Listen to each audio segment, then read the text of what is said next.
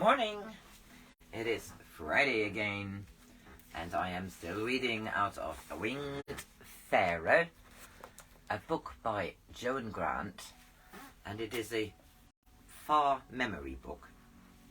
It was her first published book in 1937, and she wrote books about her previous lives. This is her life as Sakita, where she is the daughter of Pharaoh, Atet, but he died, and her brother is now ruling, and she will co-rule with him in the country called Calm in Egypt. This plays a long time ago. In fact, it plays before the flood and before Babylon, which is long ago. This is part 4 of this book, chapter 1, Prelude to Initiation. The place of initiation was across the Great Lake, towards Amenti in the west. It had been built long before our time. It was a pyramid, though the sides were not smooth, being built in 3 great steps, symbolizing body, soul, spirit. When it sheltered one who, away from earth, was proving the flame of his spirit, on the top of it would be kindled a beacon fire. From the lake a water channel of stone led to the entrance, where a shaft pierced through to the chamber of initiation, which was shaped like a sarcophagus with a pointed lid.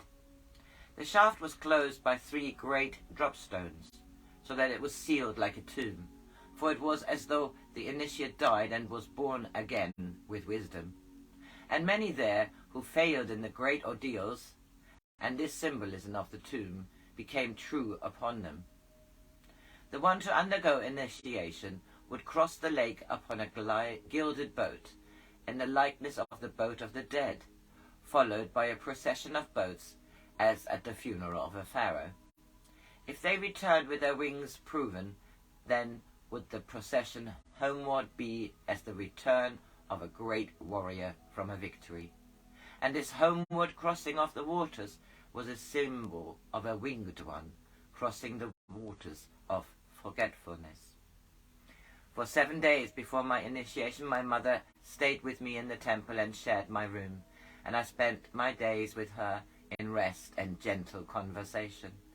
At night, my sleep was deeply healing, for Nesara of his wisdom let me bring back no memories, so that I should be strong for the great ordeals. And on waking and on lying down in the evening, a healer filled me with the life of Ptah, so that my body should take no hurt when for 4 nights and days I must forsake it. On the last morning I slept until high noon.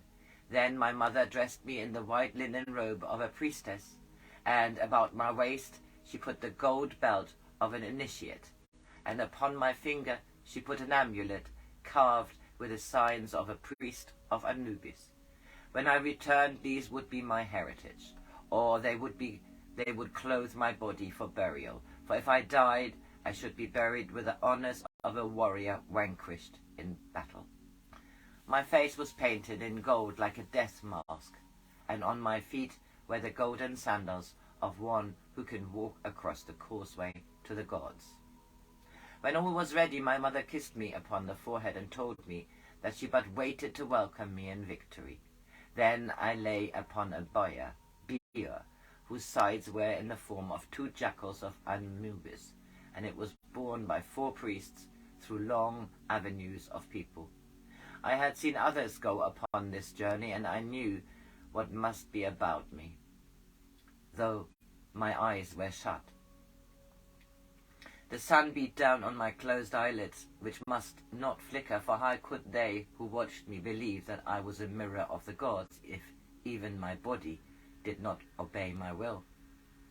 When I reached the lake, my bier was put upon the boat of the dead, at whose prow was an Anubis head, and whose stern was a gilded ape of Thoth, holding the steering oar.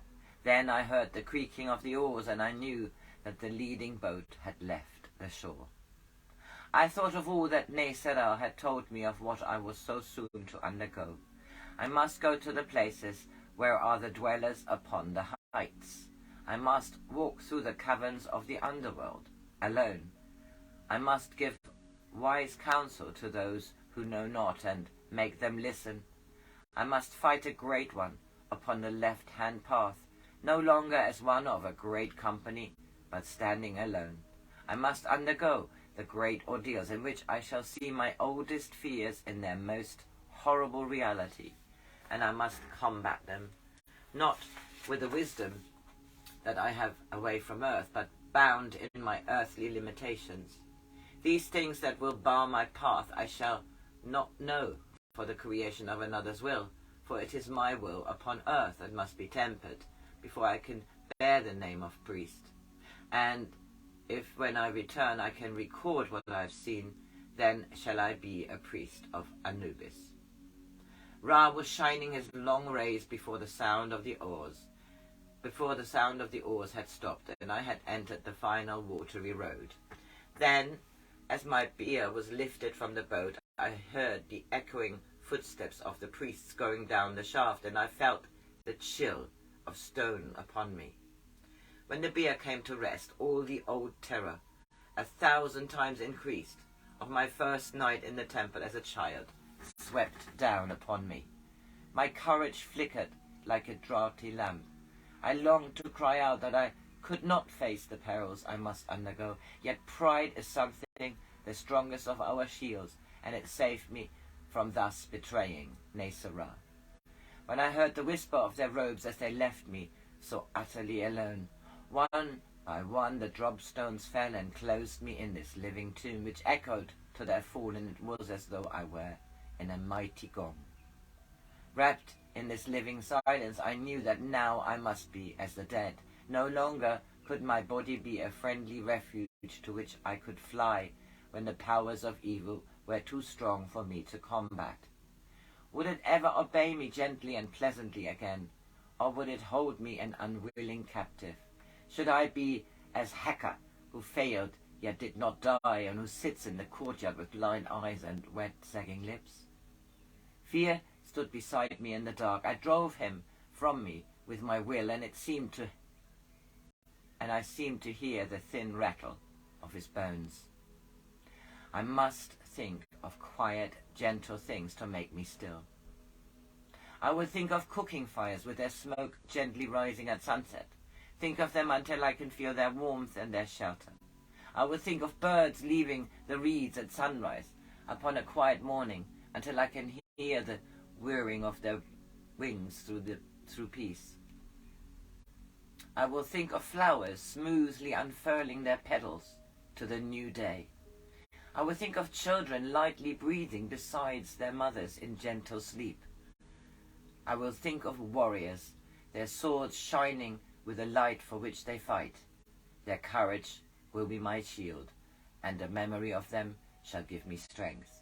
And the love of my mother shall be as a cloak about me. I will remember the wisdom of Nesera, my teacher, and his words shall be to me as is the guidance of the stars to a traveller across the desert by night. That was chapter 1 of part 4, Winged Pharaoh.